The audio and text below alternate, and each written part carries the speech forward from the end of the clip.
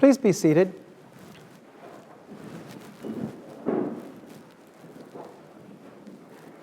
Mary used to be a good girl. We called her the Virgin Mary. Sometimes the Blessed Virgin Mary. What happened to her? It was bad enough that she got pregnant before the wedding, then talked about some angel. She didn't seem at all shy about it. And then she goes off to visit her cousin, who greets her enthusiastically. And Mary gets all the way off script, off topic completely, and starts going into this revolutionary language, this revolutionary poem almost. Now I say poem because it's kind of like, in a lot of ways, it's almost psalm language. This is the Magnificat, this portion. And we think of it as a song, largely because it has a lot of resemblances to the Psalms. But Mary's not just going psalm on us. She's going all radical on us. Because this psalm-like thing has a lot of resemblances also to the prophets, especially Zephaniah and Ezekiel and Daniel. She's gone all prophet on us. And what right does she have to do that? Well, and part of it is because it does have resemblances to the prophets. The language itself is language common to the prophets. Mary, in this Magnificat, starts using language that we call sort of like the already, not yet, which is to say, she's proclaiming that God has done something, although it has not yet happened. Once God proclaims it, it already has happened in the future. We just don't know when in the future that will be. But the fact that God has proclaimed it means it is done. So Mary has gone all prophet on us. Radical stuff. And yet, when we think of Mary, what do we think of? When we think of her great moment, what do we say it is? We say it is that Mary said yes, that she submitted, that she said, I am just a lowly handmaiden of the Lord. There is nothing lowly handmaiden about the Magnificat. There is something bold and assertive about this. Absolutely nothing submissive in this thing. It is like she has been given a mission, and she's not only submitting to it, she is embracing it, taking a bull by the horns and saying, let's do this thing.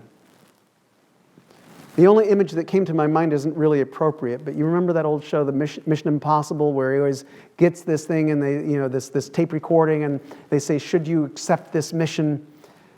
And they always have the option of saying yes or no. And when they take the mission, then this tape self-destructs. This is not a passive thing to say yes in Mission Impossible. Far less passive for Mary.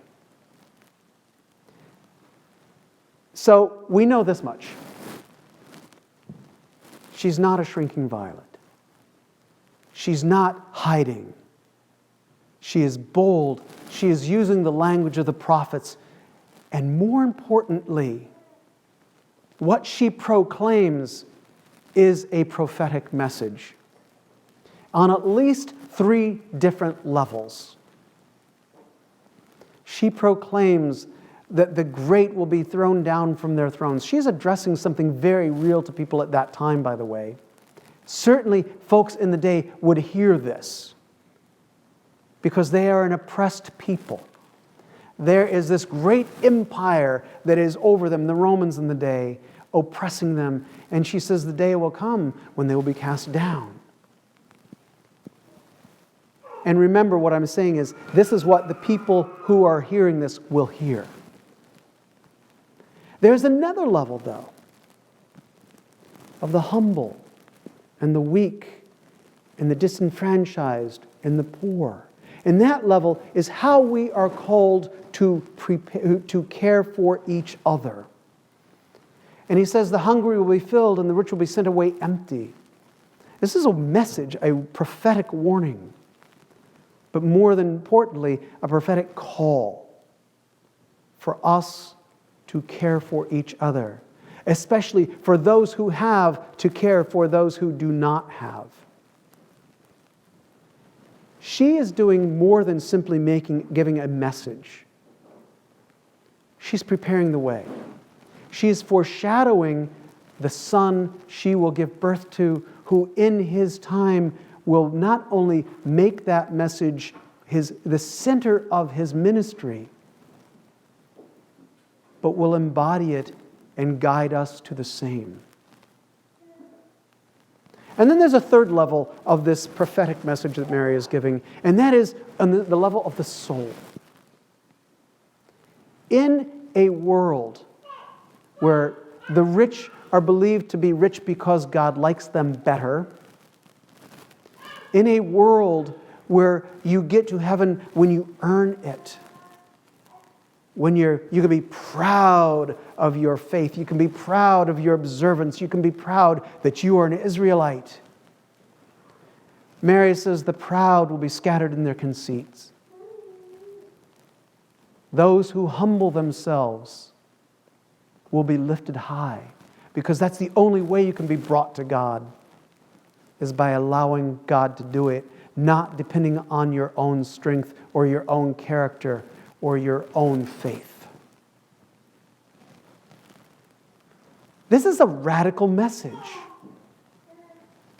And it comes only in this one gospel. I don't know if you knew this.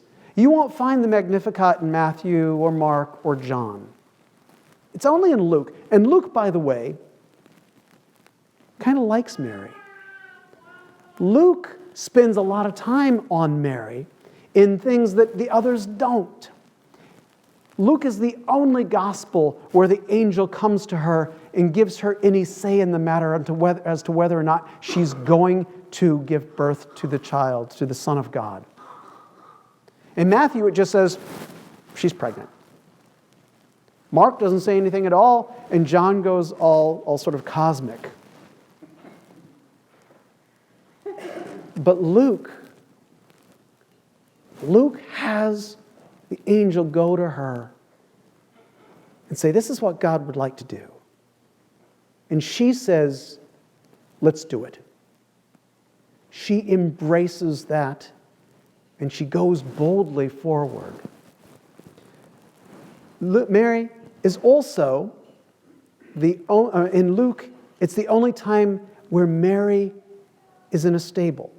Not in Matthew, not in Mark, not in John. Only in Luke does Mary give birth in a stable. So not only is she proclaiming, foreshadowing Jesus, but she is also living out that message in a way that we assume, that all the Gospels had, Jesus in the stable and everything. That's just Luke. Luke has her acting out in a prophetic way what it means to be one of those who has no place to stay, what it means to be someone who is cast out, what it means to be someone who is a stranger in a place where she does not know and where there is nowhere one to help.